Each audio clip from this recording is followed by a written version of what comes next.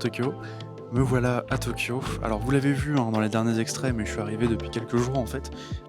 Oula, ça fait une petite semaine que je suis là. Je suis arrivé le mercredi 7 janvier.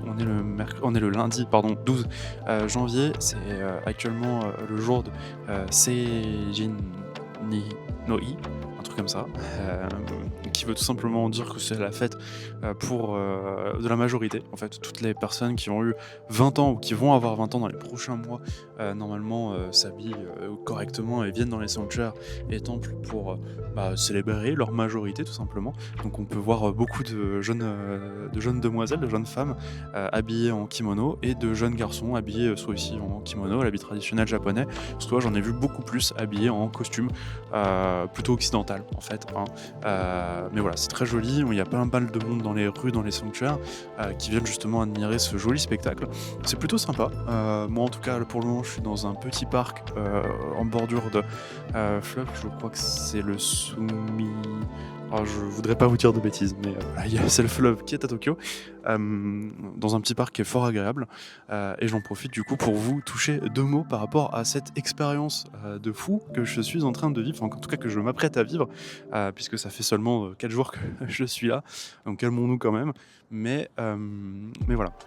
Vous l'avez vu, donc je suis allé à Paris à l'ambassade pour pour déposer ma demande de visa, qui est donc une demande de visa étudiant valable pour 1 an et 3 mois, tout simplement parce que je viens ici apprendre le japonais dans une école de langue japonaise.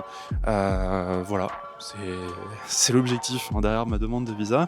L'objectif final étant d'avoir le meilleur niveau de japonais pour pouvoir éventuellement rester au Japon et travailler ici. Ou alors, si jamais je ne trouve pas de travail, rentrer en France, mais chercher du travail en lien avec le Japon, que j'aime beaucoup. Donc voilà. Au niveau des démarches, comment est-ce que je m'y suis pris? J'ai tout simplement contacté Yapan Nippon, qui est un organisme en fait qui vous met en relation avec des écoles au Japon, plusieurs écoles à Tokyo, plusieurs écoles à travers le pays, et qui va gérer en fait avec vous les démarches administratives pour rejoindre ces écoles. C'est très sympa parce que ça permet tout simplement d'avoir quelqu'un qui parle soit anglais, soit français en face de vous, et donc qui vont simplifier grandement vos démarches, qui vont en plus de ça traduire la plupart des documents. Enfin bref, franchement, ça s'est super bien passé, ça facilite grandement la chose. En plus, je vous le dis, en tout cas je sais pas si ça sera le cas pour vous, mais pour moi c'était gratuit. En fait, c'est l'école qui va payer plutôt l'organisme que nous, donc pour le coup c'est vraiment cool. Ça passe comme une lettre à la poste, c'est tout bienvenu. Voilà, donc franchement je peux que vous le conseiller. Si vous avez envie de venir au Japon, n'hésitez pas à contacter Yapan Nippon. Alors en termes de délai par contre, moi c'est vrai que je m'y suis pris 6 mois à l'avance. En fait, je les ai contactés mi-juillet pour une rentrée donc en janvier 2026. On m'a assez rapidement dit que niveau délai c'était presque un peu tendax. Donc je vous invite plutôt à prendre 8 mois de délai et pas 6 mois comme moi. Ça évitera tout simplement de vous retrouver à devoir rush vos papiers. Alors moi, j'ai pas vraiment trop du rush, mais c'est vrai que certains papiers, on me les a demandés en me donnant des deadlines assez courtes. Donc voilà, prévoyez un peu de temps. D'autant plus qu'il y a des papiers qui sont pas forcément très simples à obtenir. Et il y a un papier notamment sur votre garant, parce que oui, il vous faut un garant pour être étudiant étranger au Japon. Et donc pour avoir le visa étudiant, on demande, d'un an en tout cas, on demande une certaine somme en fait de sécurité entre guillemets qui doit être disponible. C'est 14 000 €, je crois. Enfin, en tout cas, c'est ce que moi on m'a demandé. En fonction des périodes, ça peut changer. Mais voilà, c'est une somme qui est assez conséquente. Je sais que beaucoup ne pourront pas forcément l'avoir. Alors ne vous en faites pas, c'est pas une somme à payer. C'est une somme que vous devez simplement avoir et prouver que vous l'avez. Donc pour ça, il vous faut demander à votre banque en fait une lettre attestant la somme sur vos comptes courants ou vos épargnes, enfin bref, peu importe, mais la somme disponible sur votre compte. Voilà, donc ça c'est un truc un peu complexe. Moi j'ai de la chance, mon garant avait cette somme, mais sinon il existe une technique qui est assez simple, c'est de demander à vos proches de faire un virement, donc soit à vous, soit à votre garant, en fonction de qui fait la demande, de qui a besoin d'avoir cette somme. Parce que c'est soit vous, c'est soit votre garant, tout simplement, cette somme. Donc de vous faire un virement temporaire, le temps de faire les démarches, le temps d'avoir votre visa. Une fois que vous avez votre visa, vous renvoyez l'argent à qui de droit vous l'avez transféré. Donc voilà, ça vous permet tout simplement de réunir cette somme assez facilement, sans avoir à trop galérer. Ensuite, en termes de documents, il n'y a pas grand-chose, hein, de ouf, c'est beaucoup de documents sur vous et votre personne ou votre garant. Il y a une lettre de motivation aussi à écrire, il y a, ce que vous souhaitez faire par la suite. Alors si vous n'avez pas de diplôme au-dessus de bac+3, ce qui est mon cas parce que je me suis arrêté malheureusement au DUT, donc bac+2, il ne faudra pas mettre que vous voulez rester au Japon, mais vous pouvez tout simplement dire que vous allez rentrer en France pour, travailler et mettre à profit, votre niveau de japonais que vous aurez acquis ici. Une fois que vous avez rempli donc tous vos documents, vous les envoyez à l'école. L'école va faire une demande de certificat of eligibility. C'est une démarche qui prend un peu de temps, ça prend 2 mois. C'est pour ça que je vous dis que 6 mois à l'avance, c'est un peu compliqué. Donc ça prend 2 mois. Donc moi en tout cas, c'était entre septembre et fin octobre, début novembre.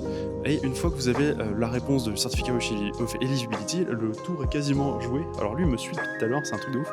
Le tour est quasiment joué. Puisqu'à partir de là, la seule démarche qui vous restera à faire, c'est de faire une demande de visa à l'ambassade de France, enfin l'ambassade du Japon, pardon, en France, ou un consulat proche de chez vous. Pour ça, il vous faut aller sur le site de l'ambassade et regarder où est-ce que vous devez faire votre demande. C'est assez rapide, les rendez-vous, moi en tout cas, à l'ambassade du Japon en France ont été assez rapides, je crois. J'ai demandé et on m'a répondu, premier créneau c'était la semaine d'après, un truc comme ça. Donc vous l'avez vu en toute façon, hein, le 25 novembre, j'y suis allé, j'ai fait ma demande. Ensuite, une semaine après, vous revenez, vous récupérez votre passeport avec le beau tampon pour vous dire que vous avez donc votre visa pour l'année à suivre. Une fois que vous avez votre visa, vous avez 3 mois pour rentrer sur le sol japonais et dès que vous arrivez sur le sol japonais, en fait on va transformer votre visa en Zaryokado, qui est tout simplement donc une carte de résident étranger. Et qui vous permet de pouvoir rentrer et sortir du pays et faire office aussi de carte de nationalité, enfin de carte d'identité plutôt. Bref, c'est un document qui atteste que vous avez bien le droit de vivre sur le sol japonais et pendant la durée, qui mentionne aussi la durée sur laquelle vous avez le droit d'être ici. Donc moi c'est un visa d'1 an et 3 mois. Voilà pour les démarches. Sinon, forcément, j'ai dû trouver un logement définitif, puisque là, ici, pas de question d'avoir un hôtel, puisque sur votre carte de résident, il va falloir que vous ayez une adresse fixe. J'ai trouvé un social apartment, une social résidence. Donc c'est tout simplement une chambre avec tout le reste en commun. Donc les toilettes, la douche, les lavabos, la cuisine, enfin bref, tout ce genre de choses. Pour le moment, j'ai pas encore trop sociabilisé. J'avoue que le social, il n'est pas encore passé parce que je viens tout juste d'arriver et que tous les jours je sors en fait me balader, ou alors je me cloître dans ma chambre à réviser mon japonais parce que j'ai un test d'entrée demain à faire à l'école pour évaluer mon niveau, et donc j'aimerais bien avoir le meilleur niveau possible histoire de pouvoir avancer assez rapidement sur la langue, parce que j'ai 1 an, certes ça paraît long, mais je vous assure qu'1 an c'est assez court finalement pour apprendre une langue, donc voilà. Donc j'ai pas encore trop sociabilisé, mais l'appartement est vraiment cool. La chambre est plutôt grande. J'ai une chambre, je crois, de 15 mètres carrés, donc c'est vraiment bien. J'ai la place de pouvoir me mouvoir dans ma chambre. J'ai un petit bureau, un lit presque 2 places, de quoi ranger mes affaires. Enfin bref, c'est vraiment top. Je vous montre pas ça parce que c'est une chambre, mais si vous le demandez, pourquoi pas un jour vous la montrer. Le quartier dans lequel je réside, alors c'est pas ce quartier-là, c'est pas par ici. En fait, je suis là, c'est parce que j'ai fait une petite erreur, mais c'est pas grave. Donc mon quartier, en tout cas, est un quartier qui est très sympa, qui est très calme. C'est un quartier résidentiel, donc franchement, il n'y a pas beaucoup de bruit. C'est un peu comme ici, les gens viennent, se baladent. Il y a un parc juste à côté. J'ai en 3 mètres une vue imprenable sur la Skytree, donc c'est vraiment cool. C'est un quartier qui est vraiment sympa. En tout cas, je suis bien installé. Je vous montrerai aussi au fur et à mesure des vidéos. Je pense que vous avez déjà vu quelques extraits de toute façon de mon quartier. Et puis, vous avez vu des extraits aussi de mes balades que j'ai fait entre mercredi et aujourd'hui. Et voilà, c'est tout ce que j'ai à dire, je pense. J'ai fait à peu près le tour. Désolé pour le blabla un peu long, mais il fallait bien que je vous explique ce que je faisais là. Pour ce qui est de l'avenir de la chaîne, c'est assez simple. Je vais essayer de faire des vidéos un peu comme ce que j'avais fait sur mon dernier voyage, mais en essayant de commenter un peu plus, parce que c'est vrai que j'ai un peu de mal encore à parler devant une caméra. Enfin là, pour le coup, c'est même pas devant une caméra, puisque je ne me montre pas. Mais j'ai un peu de mal encore à parler dans la rue quand il y a des gens à côté. C'est un peu compliqué, d'autant plus qu'ici les gens parlent très faiblement. sont très respectueux, les uns des autres, donc j'ai pas envie de déranger en venant, pointer une caméra et un micro, dans des lieux où j'ai pas envie de enfin, où les gens ont pas forcément envie d'être dérangés. Mais voilà, je veux quand même faire des vidéos, je veux quand même faire des vlogs, pour vous montrer ma vie ici, mon quotidien, le quotidien de beaucoup de Japonais et bah, tout simplement pour aussi vous montrer, vous présenter la culture japonaise que j'affectionne pardon, particulièrement. Donc voilà, c'est le but de ces vidéos, c'est ce qui va arriver, en tout cas je l'espère sur la chaîne.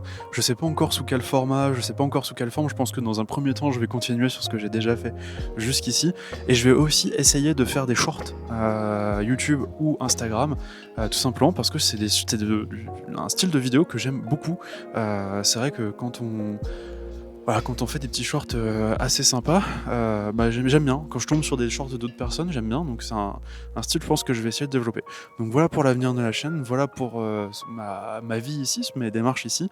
Moi, je vais vous laisser, parce que, bah, il va falloir que je rentre chez moi, continuer de réviser un peu. Comme je vous ai dit, demain, je vais à l'école. Il va falloir aussi que je passe faire 2-3 courses parce que ce soir, je n'ai rien à manger et il faut que j'achète de la lessive et bah, voilà. Alors, c'est pas très passionnant, hein, comme vie, mais en tout cas ce qui m'attend. Et voilà, bah, je vous souhaite à tous une très bonne journée, un bon après-midi et à une prochaine.